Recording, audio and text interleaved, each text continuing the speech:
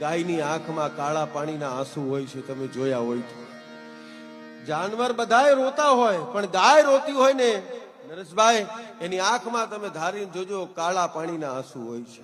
અને એક કવિરાજ ગાયને પૂછે છે કે માં, ગાય તારી આવી હાલત, રસ્તે રજળે અને કોકના ઘેર જઈને માથું મારે, સિંગડા મારીને ખાલી હેઠી ખીચડી ખાવા માટે તું જાય છે, તારી અંદર તો 33 કોટી દેવતાનો વાસ છે. એ માં ગાય કોકના ઘરે જઈને, ગઢવી સાહેબ, કોકના ઘેર જઈને માથું મારીને સિંગડું મારીને કોકના હેઠા બટકા ખાવા માટે જાય છે.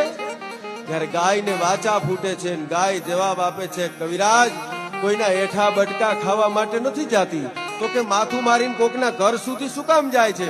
અને પછી ગાય જવાબ દે છે કે હજારો વર્ષો પહેલા મહાભારતના રણ મેદાનની માલિપા ભગવાન કૃષ્ણ છે હાથમાં ચક્ર લઈ અને અર્જુનને ગીતા ગાઈને જ્ઞાન દીધું, એની અંદર કહીને ગયો છે કાળિયો ઠાકર ગોકુળમાં રહ્યો તો એ મને તમને કહીને ગયો છે, સિગ્નેચર કરીને ગયો છે કે યદા યદા હિ ધર્મસ્ય જ્ઞાનિર ભવતી ભારત અભ્યુત્થાનમ ધર્મસ્ય તદાત્માનમ સૃજામ્યહમ. જ્યારે જ્યારે આ ધર્મનો નાશ થવાની કોશિશ થશે ત્યારે હું અવતાર ધારણ કરીશ, આવું ભાગવત ગીતાની અંદર કહીને ગયો છે.